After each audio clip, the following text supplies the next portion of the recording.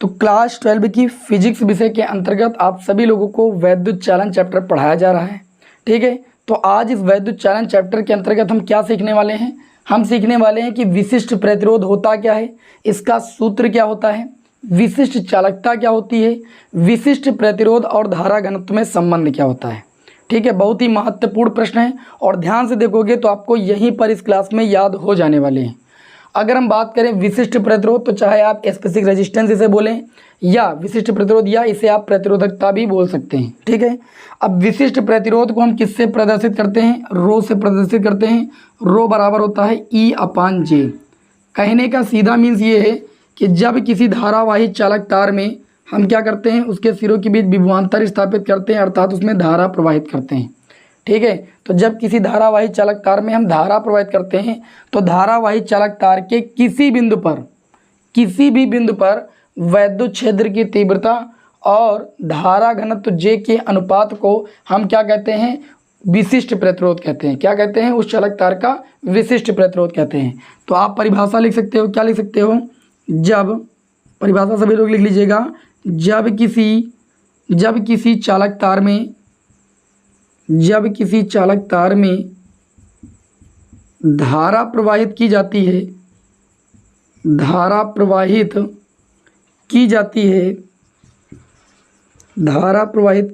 है तो चालक तार के, ये परिभाषा कहाँ से दे रहे हैं? इसी सूत्र से दे रहे हैं। चालक तार के किसी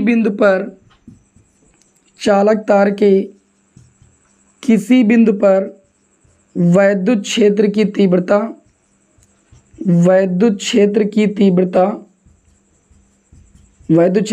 को किससे लिखते हैं? ई से। वैद्युत क्षेत्र की तीव्रता ई तथा जे क्या है भाई? धारा घनत्व, तथा धारा घनत्व के अनुपात को वैद्युत क्षेत्र की तीव्रता कहते हैं। क्या कहते हैं भाई? विशिष्ट प्रतिरोध कहते हैं। क्या अनुपात को? उस चालक तार का विशिष्ट प्रतिरोध या प्रतिरोधकता, विशिष्ट प्रतिरोध कहते हैं। ठीक है, अर्थात हम ये कह सकते हैं कि जो विशिष्ट प्रतिरोध रो होता है वो E/ किसके बराबर होता है? J के बराबर होता है। अब यहाँ पर ध्यान दीजिएगा, इस रो का सूत्र हम और भी चेंज करके निकाल सकते हैं, यानी विशिष्ट प्रतिरोध को और भी हम सूत्रों के पदों में या और भी प्रतीकों के रूप में व्यक्त कर सकते हैं। हम आप लोगों को बता चुके हैं कि जो वैद्युत क्षेत्र की तीव्रता होती है वो V/L होती है, अर्थात वैद्युत क्षेत्र की तीव्रता विभव प्रवणता के समानुपाती होती है।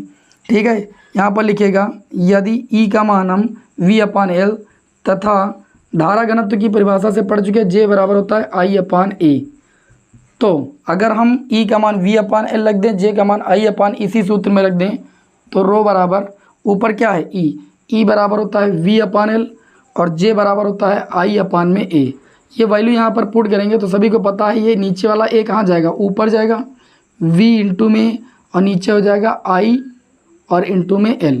इसको ऐसे लिख सकते हैं, रो बराबर V/I को अलग कर लिया, इंटू में A/ कितना हो जाएगा? L। आप सभी लोगों ने ओम के नियम में पढ़ा है। क्या पढ़ा है? ओम के नियम में पढ़ा है R बराबर होता है V/I।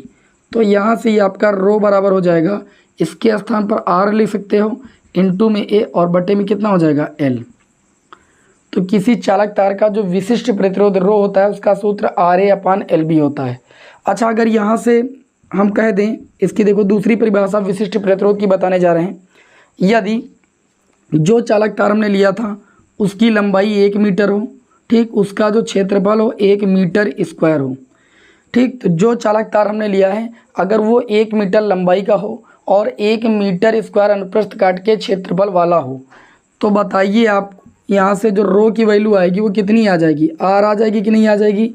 अर्थात मेरा कहने का ये मीन्स है कि किसी चालक तार का जो विशिष्ट प्रतिरोध रो होता है वो 1 मीटर लंबे और 1 मीटर स्क्वायर अनुप्रस्थ काट के क्षेत्रफल वाले तार के प्रतिरोध के बराबर होता है। क्या? किसी चालक तार का विशिष्ट प्रतिरोध। तो लिखेंगे अर्थात रो बराबर R का क्या मीन्स है? इसका मतलब है किसी चालक का, ऐसे ही आपको कॉपी पर लिखना है, किसी चालक का जो विशिष्ट प्रतिरोध होता है। यहाँ तो जगह बची नहीं, ऊपर थोड़ा लिखें, चलिए इधर ही लिखते हैं, किसी चालक तार का, ठीक, इधर कितनी जगह, थोड़ा सा बढ़ा लेते हैं इसको, ओके, अब दिखाई पड़ा है, ठीक, उसको थोड़ा सा सही कर देते हैं। किसी चालक तार का, किसी चालक तार का विशिष्ट प्रतिरोध, विशिष्ट प्रतिरोध, किसी चालक तार का जो विशिष्ट प्रतिरोध होता है वो 1 मीटर लंबे तथा 1 मीटर स्क्वायर अनुप्रस्थ परिच्छेद वाले, अनुप्रस्थ 1 मीटर स्क्वायर अनुप्रस्थ परिच्छेद वाले तार के प्रतिरोध के बराबर होता है। प्रतिरोध के क्या होता है भाई, बराबर होता है। लाइट थोड़ा सा गड़बड़ कर रही है, इसको सही कर देते हैं, नोट कर लीजिए यहाँ पर। तो चलिए भाई बताइए, ये समझ में बात आई कि नहीं समझ में आई? हमने कहा कि जो किसी चालक तार का विशिष्ट प्रतिरोध होगा वो उस प्रतिरोध के बराबर होगा, उस चालक तार के प्रतिरोध R के बराबर होगा जिस चालक तार की लंबाई 1 मीटर होगी और उसके अनुप्रस्थ परिच्छेद का क्षेत्रफल कितना होगा, 1 मीटर स्क्वायर होगा। उस चालक तार का जो प्रतिरोध होगा वो क्या कहलाएगा, उसका विशिष्ट प्रतिरोध कहलाएगा। तो चाहे ये परिभाषा लिख दीजिए, चाहे आप ये परिभाषा लिख दीजिए, कोई दिक्कत नहीं, ठीक है। विशिष्ट प्रतिरोध का ये भी सूत्र है, ये वैद्युत क्षेत्र की तीव्रता और धारा घनत्व के पदों में, और ये प्रतिरोध क्षेत्रफल और लंबाई के पदों में, ओके। अब चलिए मात्रक की बात कर लेते हैं। तो मात्रक क्या हो जाएगा, देखो रो बराबर है R इंटू में अपान में L। देखो R का मात्रक क्या होता है, ओम, ठीक। और बात करें क्षेत्रफल का मात्रक मीटर स्क्वायर, लंबाई का मात्रक मीटर, मीटर से मीटर कैंसिल हो जाएगा, 1 मीटर ऊपर बच जाएगा, तो मात्रक क्या हो जाएगा, ओम मीटर हो जाएगा। कितना हो जाएगा, ओम मीटर। और इस सूत्र से भी मात्रक निकाल सकते हो। वैद्युत क्षेत्र की तीव्रता का मात्रक अगर न्यूटन प्रति कूलम लिख दो, और धारा घनत्व का मात्रक क्या होता है, जे बराबर I अपान ए, अर्थात एम्पियर प्रति मीटर स्क्वायर, तो ये आपका हो जाएगा न्यूटन मीटर स्क्वायर प्रति कूलम एम्पियर, ये मात्रक भी हो जाएगा। अगर वैद्युत क्षेत्र की तीव्रता का मात्रक ओल्ट प्रति मीटर रखते हो तो ओल्ट प्रति मीटर और एम्पियर प्रति मीटर स्क्वायर, अर्थात ओल्ट मीटर स्क्वायर प्रति कितना हो जाएगा, मीटर, और इंटू में एम्पियर, समझ गए। तो ओल्ट प्रति मीटर के पदों में जब वैद्युत क्षेत्र की तीव्रता का मात्रक रखोगे तो दूसरा मात्रक आ जाएगा। हमने वैद्युत क्षेत्र की तीव्रता का मात्रक न्यूटन प्रति कूलम लिखा है, क्योंकि वैद्युत क्षेत्र की तीव्रता भैया 2 मात्रक होते हैं ना, तो कोई भी मात्रक आप प्रयुक्त कर सकते हैं और वैद्युत विशिष्ट प्रतिरोध के मात्रक को आप ज्ञात कर सकते हो। वैसे पर्सनली आप प्रयास करें कि ओम मीटर को याद रखें तो ज़्यादा बेटर है, ओके। तो ये बात हो गई भैया विशिष्ट प्रतिरोध की, और विशिष्ट प्रतिरोध अब हमें उम्मीद है कि आपको अच्छे समझ में आ गया होगा, ओके। चलिए अब यहाँ पर आप लोगों को हम इसके बाद विशिष्ट प्रतिरोध के बाद विशिष्ट चालकता के बारे में बता देते हैं। तो अगली हेडिंग डाल लीजिए, विशिष्ट चालकता। विशिष्ट चालकता, विशिष्ट चालकता क्या होती है, देखिए जो आपकी विशिष्ट चालकता होती है इसको सिग्मा से लिखते हैं। सिग्मा बराबर होता है 1/रो। रो क्या थी अभी बताया, विशिष्ट प्रतिरोध। तो विशिष्ट प्रतिरोध के व्युत्क्रम को हम क्या कहते हैं, विशिष्ट चालकता कहते हैं। लिखेंगे, अब लिख सकते हो, अब इसको लिखने की कोई जरूरत नहीं। विशिष्ट प्रतिरोध रो के व्युत्क्रम को हम उस चालक तार की विशिष्ट चालकता कहते हैं, ठीक है। अच्छा, मात्रक अगर विमा की बात करें तो जो आपका विशिष्ट प्रतिरोध का मात्रक आया इसी का उल्टा कर दीजिए। जैसे विशिष्ट प्रतिरोध का मात्रक ओम मीटर आया तो इसका उल्टा कर दीजिए, ये इसका मात्रक क्या हो जाएगा, ओम की पावर -1 और मीटर की पावर भैया -1। इस तरीके से ये आपका कितना हो जाएगा भैया, विशिष्ट चालकता का मात्रक। इसकी विमा भी आप निकाल सकते हो, कोई दिक्कत वाली बात नहीं है। विमा जैसे निकालना है तो अभी मैंने देखिए बताया था, क्या बताया था, हमने कहा था रो बराबर होता है E अपान में जे। यहाँ से विमा निकालना बहुत आसान। जैसे वैद्युत क्षेत्र की तीव्रता को कितना लिख सकते हैं, न्यूटन प्रति कूलम लिख सकते हैं। धारा घनत्व को कितना लिख सकते हैं, I अपान में ए, इसको लिख सकते हैं न्यूटन, ठीक, और ए ऊपर चला जाएगा, I अपान ए का मतलब एम्पियर प्रति मीटर स्क्वायर। मीटर स्क्वायर ऊपर चला जाएगा भैया, है ना, एम्पियर प्रति मीटर स्क्वायर होगा ना इसका मात्रक, मीटर स्क्वायर ऊपर चला जाएगा, और ये हो जाएगा कूलम इंटू में ए। अब चलिए यहाँ पर बीमा लिख सकते हो आप सभी लोग।